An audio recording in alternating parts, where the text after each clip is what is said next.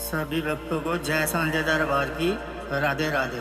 आप बहुत भाग्यशाली हो जो आज आप दरबार में गुरु की महिमा का व्याख्यान सुनने के लिए एकत्र हुए हो। कि गुरु की महिमा का वर्णन किया नहीं जा सकता, कि गुरु की महिमा इतनी अपार है। इस कथा को आप ध्यान पूर्वक सुनिए और अपने जीवन में उतारने की कोशिश कीजिए। श्री कृष्ण जी का दरबार लगा हुआ था, जिसमें सभी देवी देवता और नारद मुनि जी भी आकर पीछे बैठे हुए।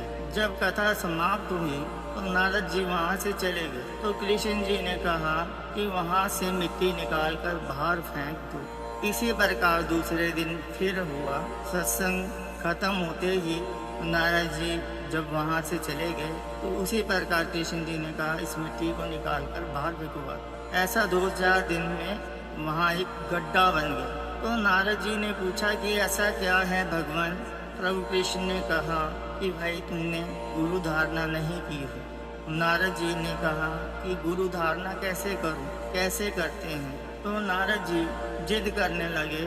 कृष्ण जी ने कहा काम करना, सुबह जल्दी उठकर किसी गांव, शहर, कस्बे में जाना और जो इंसान तुमको सबसे पहले द्वार पर मिलेगा उसे तुमने गुरु धारण कर लेना।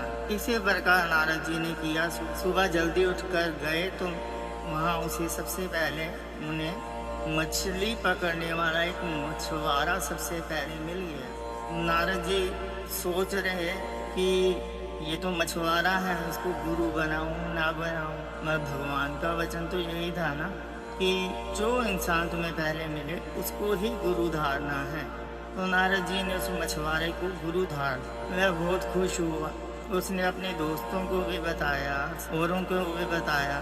सब मजाक करने लगे कि मछली पकड़ने वाला भी किसी का गुरु हो सकता है। वह कृष्ण जी के पास गए नारद जी और भला बुरा बोलने लगे कि तो कृष्ण जी ने कहा कि जा 84 लाख जून पड़ा ही रहेगा।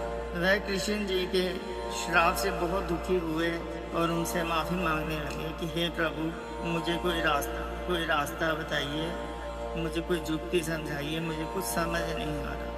तो कृष्ण जी ने कहा कि तू 84 लाख जून से छुटकारा पाना चाहता है तो उसकी विधि तो तेरा गुरु ही तुझे बता सकता है। तू अपने गुरु के पास जा और उसे सारी बात बता। मछुआरे ने कहा।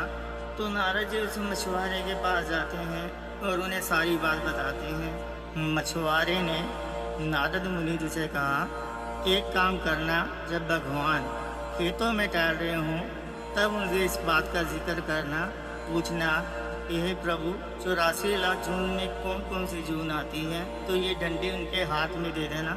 जब वह ज़मीन पर तुम्हें 84 लाख जून के बारे में बताना शुरू करेंगे, जैसे ही 84 लाख जूनों की समाप्ति पे तुमने क्या करना है, जहाँ भगवान ने लिखा होगा उस पे लेट लेट कर 84 लाख जूनों को मिटा देना है ज़मीन से, तो तुम्हारी 84 कट जाए। इस तरह नारद मुनि जी ने किया। तो कृष्ण जी लिखते गए, उसने एक एक कण मिटा दिया। कृष्ण जी ने पूछा कि हे नारद ये युक्ति तुझे किसने बताई।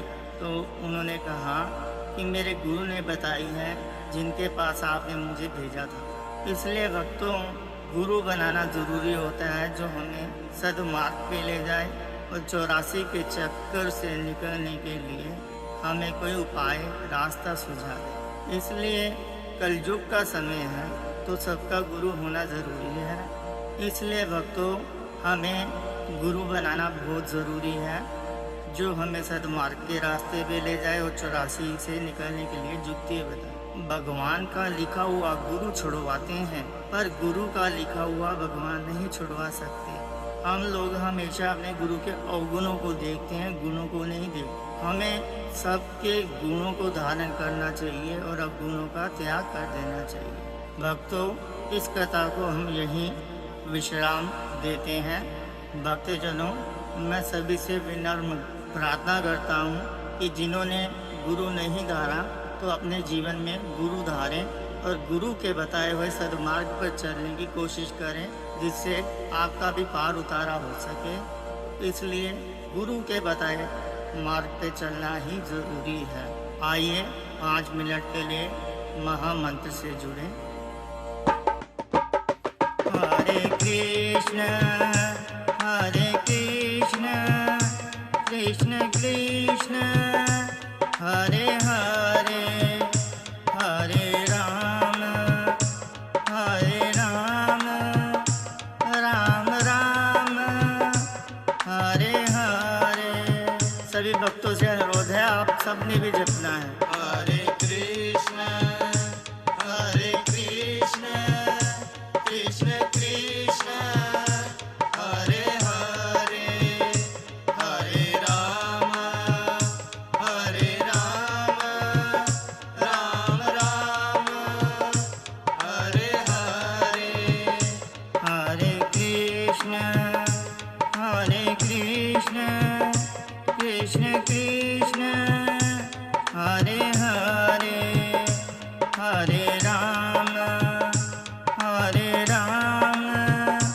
राम राम हरे हरे। हरे कृष्ण कृष्ण कृष्ण हरे हरे हरे राम राम राम हरे हरे। हरे कृष्ण कृष्ण कृष्ण हरे हरे हरे राम राम राम हरे हरे।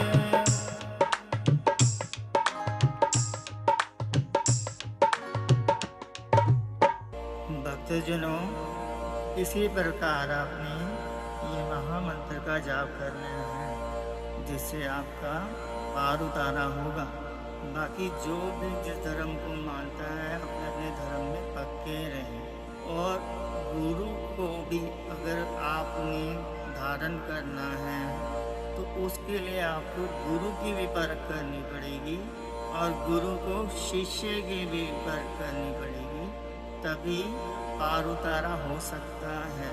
कबीर जी भी अपनी वाणी में बता रहे हैं, तीरथ किए एक फल, संत मिले फल चार, गुरु मिले अनेक फल, कहत कबीर विचार। कि तीर्थ यात्राओं पे जाओ तो उसका 1 गुना फल मिलेगा, कोई संत महात्मा पुरुष के दर्शन से उसका फल 4 गुना होकर मिलेगा। बाकी जिन्होंने गुरु बनाया हुआ है, गुरु की कृपा से उसको अनंत फल मिलेंगे।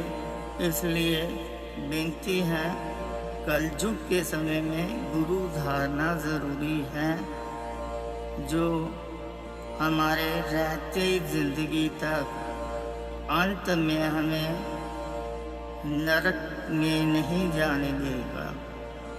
सभी से बेनती है, इसलिए गुरु जरूर धारिए। भक्तजनों, आपको कथा कैसी लगी? अगर दास से कथा में कोई त्रुटियाँ आ गई हों तो क्षमा का याचक हूँ।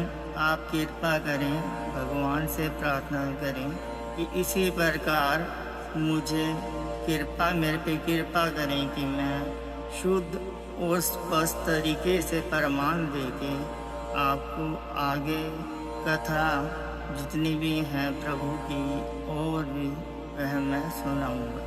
सबको जय सांझे दरबार की। राधे राधे।